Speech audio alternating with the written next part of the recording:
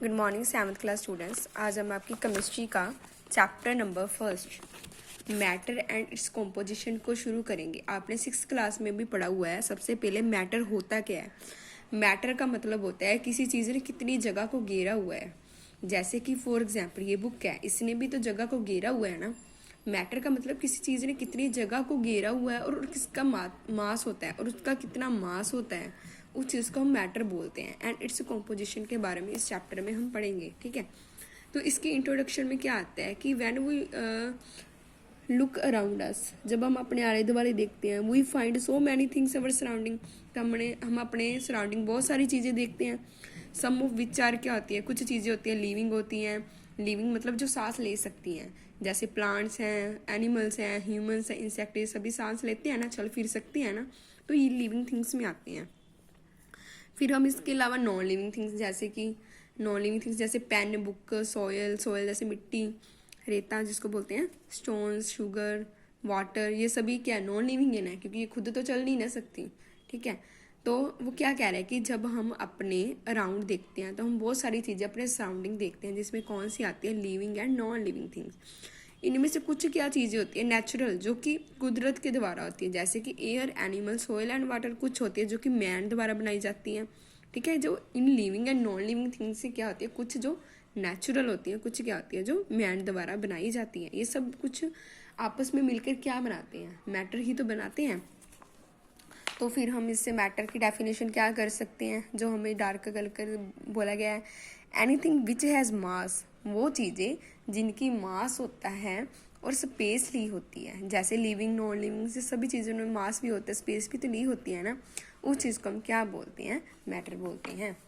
Page number next. Matter exist in 3 states. जो matter है वो 3 तरह की हो सकती है। कौन कौन सी, solid, liquid and gas. Matter में 3 चीज़ें आती हैं।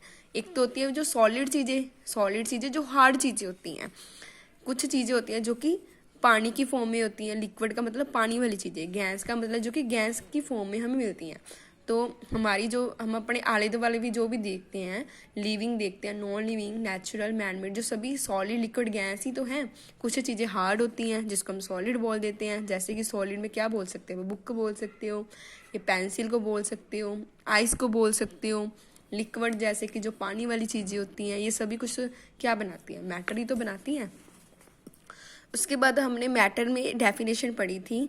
मैटर क्या होता है, anything that has mass and occupy space, जिसका मास होता है एंड स्पेस को लेता है, उस चीज़ को मैटर बोलते हैं।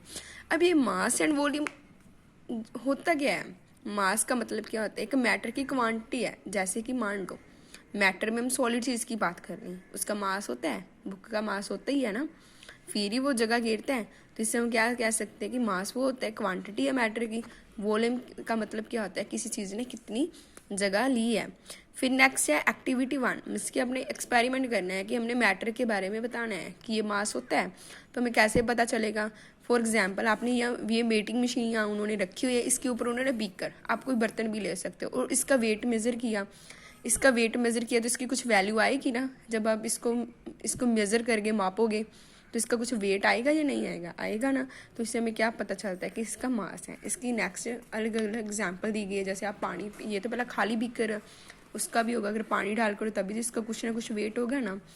ऐसे ही आप इसकी एग्जाम्पल ले सकते हो, जैसे आप शॉप्स में भी देखते हो, आपको चीज़ मेज़र करके दी जाती है, उसका वेट, मास को मेज़र करके दिया जाता है। इससे हमें ये पता चलता है कि मैटर का मास होता है। नेक्स्ट एग्जाम्पल है कि वॉल्यूम। क्या मैटर का वॉल्यूम होता है, क्योंकि हमने मैटर की कौन कौन सी भी क्वांटिटी पढ़ी, मास एंड वॉल्यूम के बारे में पढ़ा ना। वॉल्यूम कैसे पता करेंगे, जैसे कि मान लो आपने घर में, इन्होंने तो चलो लैब में एक्सपेरिमेंट परफॉर्म किया है, मान लो आप लैब में नहीं जा सकते तो आप घर में बैठ कर भी कर सकते हो। कि इसके लिए आप एक गिलास में पानी लो, एक थ्रेड से एक स्टोन को बांध कर उसको सस्पेंड मतलब कि वहाँ से एक लमका दो, तो वहाँ से आपको ये पता चल जाए कि इसकी स्पेस होती है, ठीक है। जैसे कि आप एक बलून की कह सकते हो, बलून को जब आप उसमें हवा भरते हो तो उसमें क्या होता है, उसमें एक तो मास भी होता है और उसने जगह भी ली होती है। आप अपनी डेली लाइफ में कुछ एग्जाम्पल इसमें दे सकते हो। उसके बाद नेक्स्ट टॉपिक आता है particle nature of the matter. Particle का मतलब क्या होता है, पार्टिकल का मतलब होता है कण। जैसे हमारी हर एक चीज़ जो छोटे छोटे कणों से मिलकर बनी होती है। तो मैटर में जितनी भी चीज़ें आती है वो कणों से मिलकर ही बनती है, तो हम इसको पार्टिकल नेचर ऑफ मैटर बड़े बोल सकते हैं। वो क्या कह रहे हैं कि matter is not continuous. Continuous मतलब लगातार नहीं होता, क्योंकि हर चीज़ की डिफरेंट डिफरेंट क्वांटिटी होती है। तो फिर मैटर को क्या बोलेंगे, डिसकॉन्टिन्यू बोलेंगे, जो कि स्मॉल टीनी पार्टिकल से बना होता है, जिस चीज़ को हम क्या बोलते हैं, एटम्स और मॉलिक्यूल। इसकी जो हम कल डिस्कस करेंगे।